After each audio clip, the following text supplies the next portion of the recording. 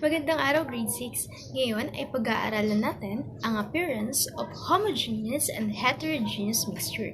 But before that, ano nga ba ang kahulugan o ibig sabihin ng mixture? Okay, when we said mixture, it is a substance made up in two or more types of matter that are not chemically combined.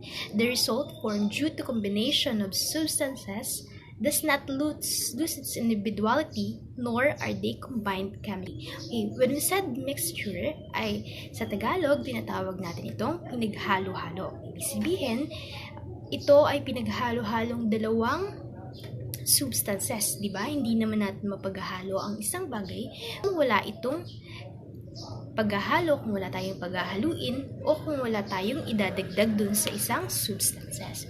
Okay, there are two types of mixture. First one is what we call homogeneous mixture and heterogeneous mixture. Ano ba yung pagkakaiba ng dalawang mixture? Let us go first with homogeneous mixture. When we said homogeneous mixture, it is a mixture in which you cannot clearly see the components. Ibig sabihin, hindi natin nakikita yung components or bahagi ng pinaghalo-halo nating mga substances. Okay. Homogeneous mixture, one type is what we call solution. Okay, may tinatawag pala tayo solution. At pero itong dalawang components, the solute and the solvent. What does it mean? So, ang solute, ito yung substance na kung saan siya yung nadidissolve or sa Tagalog, nawawala or naglalaho. So, one of our example of homogeneous mixture is the salt and water. Kapag pinaghalo natin ang salt and water, whether the water is cold or warm, kapag pinaghalo natin dalawa doon, ano ba yung mawawala? Is it the water or is it the salt? Okay, you are right. The one that we're going to dissolve is the salt. So, yung salt na yon ay tatawagin natin siyang solute. Okay, and how about the solvent? So, kapag sinabi natin solvent, it is the one that used to dissolve the solute. Ginagamit para maglaho yung salt. Okay, and the water remain into its composition. Pareho pa rin yung water, hindi madidissolve yung water. So, yung hindi na-dissolve ay tatawagin natin siya ngayong solvent. Okay, so, number one example of homogeneous mixture is salt and water, which is the salt is the solute and the water is the solvent o yung hindi nagbabago ng kanyang characteristic. Number two is what we call heterogeneous mixture. What do we mean by heterogeneous mixture? Okay, it is a mixture which you can easily distinguish the components or wherein the components retain their bases. Okay, kanina sa homogeneous mixture natin ay hindi natin nakikita clearly yung mga components na pinaghalo-halo. But in heterogeneous mixture, makikita natin ang kanilang components dahil hindi sila nababago. Their bases remain itself. So, ibig sabihin, kita natin kung ano ba yung mga bahagi ng pinaghalo-halong mixture. Okay. When we said heterogeneous mixture, it is not uniform in composition. Ibig sabihin, tulad ng sinabi ni teacher kanina, yung bases nila ay hindi manababago. Ibig sabihin, walang madidissolve kahit saan sa kanilang mga components. So, one of the example of heterogeneous mixture is the junk food ding-dong. Diba? Nakakain na ba kayo nun? So, too much junk food is bad for your health anyway.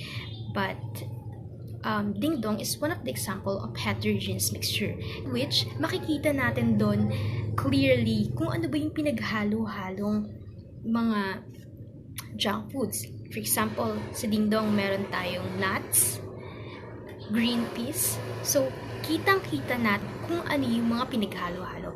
That's what we called heterogeneous mixture. So now let us know what are the example of homogeneous and heterogeneous mixture. So let's go first to the example of homogeneous mixture. So the example of homogeneous mixture are coffee, salt water, and fruit juices. So let's go first to the first example, which is the coffee. So the main components of coffee are coffee cream and hot water. So between the two components, what is the solvent and solute? So the solvent here is the hot water, which is the greater amount that dissolves the substances. And water is the best example of solvent. And the solute here is the coffee cream, which is the substances that dissolves. So the solvent is the hot water and the solute here is the coffee cream. So the second example is the salt water. So the components of salt water are salt and water. So what are the solvent and solute in salt water? So as I've said before, the solvent is the greater amount that dissolves the substances. So the solvent here is the water and the solute here is the salt, which is the substances that dissolves by water. And the last example is the fruit juices. So the main components of fruit juices are fruit powder and water. So what are the solvent and solute between the fruit powder and water? So the solvent here is the water because water is the best example of solvent. And the solute here is the fruit powder, which is dissolved by water. So these are the example of homogeneous mixtures.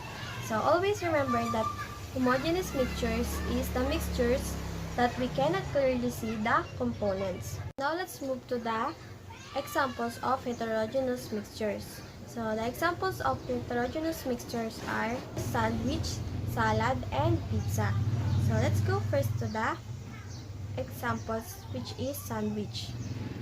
So in sandwich, we can easily distinguish the components or ingredients. So as you can see, ingredients of sandwich are bread, vegetable, tomatoes, onions, cheese, and so on. So in heterogeneous mixtures, we clearly distinguish the components of sandwich. And let's go to the second example. So the next is the salad.